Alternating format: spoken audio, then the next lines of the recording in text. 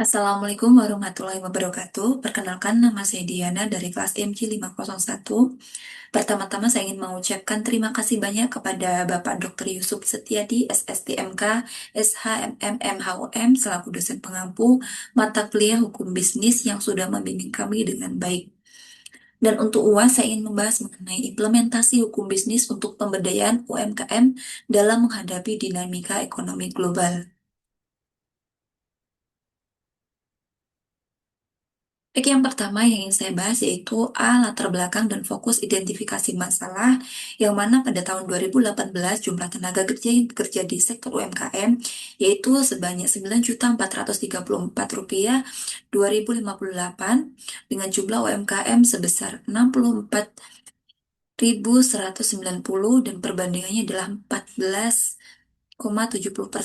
Kemudian tahun 2019 jumlah tenaga kerja yang bekerja di sektor UMKM sebanyak 9.575 rupiah 446, dengan jumlah UMKM sebanyak 65.470, perbandingannya 14,63%.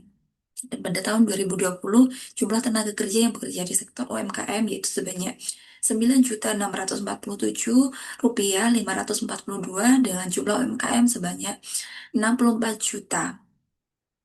Kemudian perbandingannya adalah 15,07%. Dan tahun 2021 yaitu jumlah tenaga kerja yang kerja di sektor MKM yaitu sebanyak 9.109 rupiah 297, dengan jumlah UMKM sebesar 65.460, dengan perbandingan 13,92%.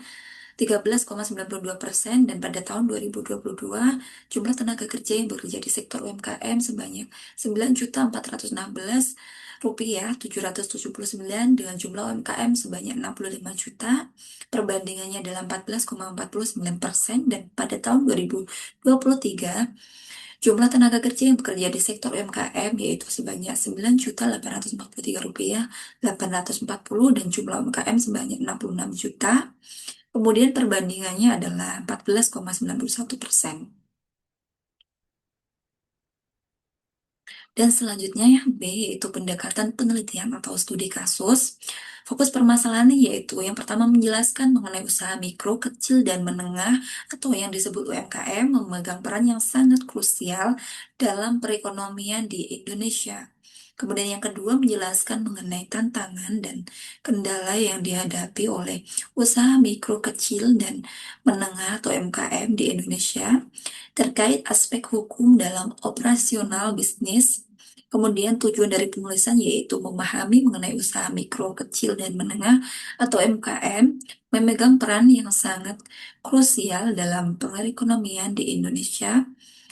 Kemudian memahami mengenai tantangan dan kendala yang dihadapi oleh usaha mikro, kecil, dan menengah atau yang disebut dengan UMKM di Indonesia terkait aspek hukum dalam operasional bisnis.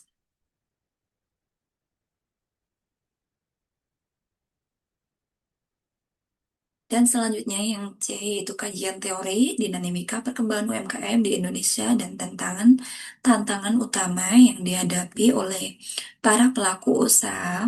Meskipun UMKM berperan penting dalam perekonomian, terdapat beberapa isu yang memerlukan perhatian agar usaha mereka dapat terus berkembang.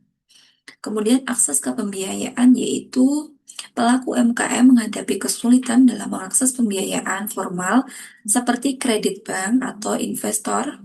Hal ini disebabkan oleh keterbatasan finansial yang mana mereka kurangnya jaminan yang cukup dan ketidakpahaman mengenai produk pembiayaan yang tersedia seperti kredit usaha rakyat atau KUR. Kemudian keterbatasan teknologi dan inovasi yaitu sebagian besar UMKM masih mengandalkan metode tradisional dan operasional. Kemudian pemasaran, penjualan, dan manajemen keuangan. Ketergantungan pada metode manual ini tentunya menghambat kemampuan mereka untuk bersaing di pasar global atau dengan perusahaan besar, dan membuat mereka tertinggal dalam menghadapi persaingan di era digital.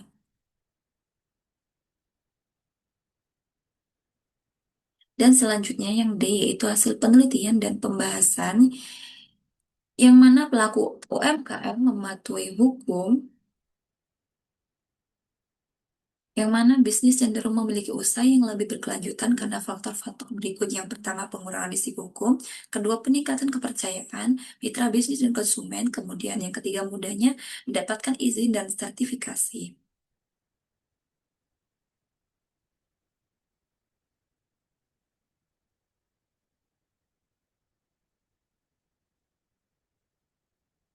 Selanjutnya, dari hasil penelitian dan pembahasan yaitu dengan pemahaman hukum yang baik, pelaku UMKM dapat menjadi lebih percaya dalam menjalankan usaha mereka dan menghadapi berbagai tantangan yang mungkin timbul dalam lingkungan bisnisnya yang kompleks.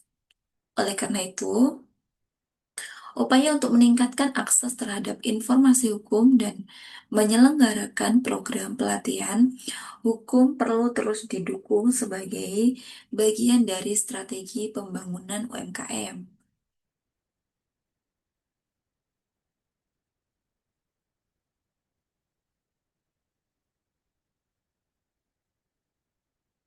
Dan selanjutnya, masih di hasil penelitian dan pembahasan, A. Dampak dari ekonomi global atau internasional, yaitu ekspor harus siap menghadapi perlambatan permintaan dari luar negeri.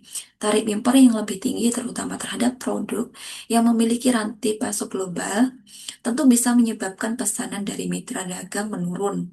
Bagi UMKM, mengandalkan pasar lokal, rendahnya inflasi saat ini memang menjaga daya beli masyarakat. Namun, perlu diwaspadai bahwa terlalu rendahnya inflasi bisa menandakan lemahnya konsumsi secara umum. Kemudian yang B, mengenai analisa teori ekonomi kerakyatan, yaitu ekonomi kerakyatan mengatur agar sektor-sektor produksi yang utama dan berdampak pada kehidupan banyak orang perlu ditangani oleh negara sehingga tidak jatuh pada tangan individu atau kelompok yang menguasai, sehingga dapat menimbulkan penindasan pada rakyat. Yang C, faktor-faktor yang mempengaruhi, yaitu A, tingkat pengetahuan dan keterampilan masyarakat. Kemudian, akses terhadap modal, kebijakan pemerintah, dan partisipasi aktif investor, serta kolaborasi antar pengusaha.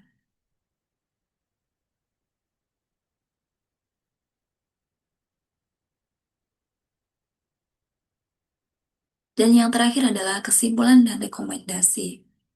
Kesimpulan yang dapat saya berikan yaitu UMKM memainkan peran yang sangat krusial dan dominan yang mana dalam perekonomian di Indonesia meskipun menghadapi tantangan hukum yang cukup signifikan, pemerintah tentunya berupaya mengatasi tantangan ini melalui peningkatan literasi hukum, penyederhanaan regulasi, serta penguatan sistem hukum. Adapun rekomendasinya yaitu pelaku UMKM perlu mengadopsi teknologi digital untuk pemasaran, penjualan, dan manajemen keuangan.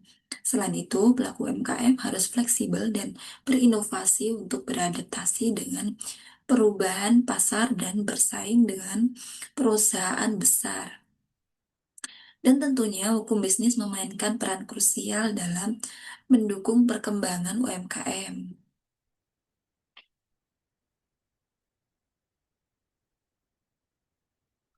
Baik, demikian presentasi dari saya. Mohon maaf bila ada kata-kata yang kurang berkenan, dan mohon maaf jika kalimat saya masih belum tertata dengan baik. Akhir salam, wassalamualaikum warahmatullahi wabarakatuh.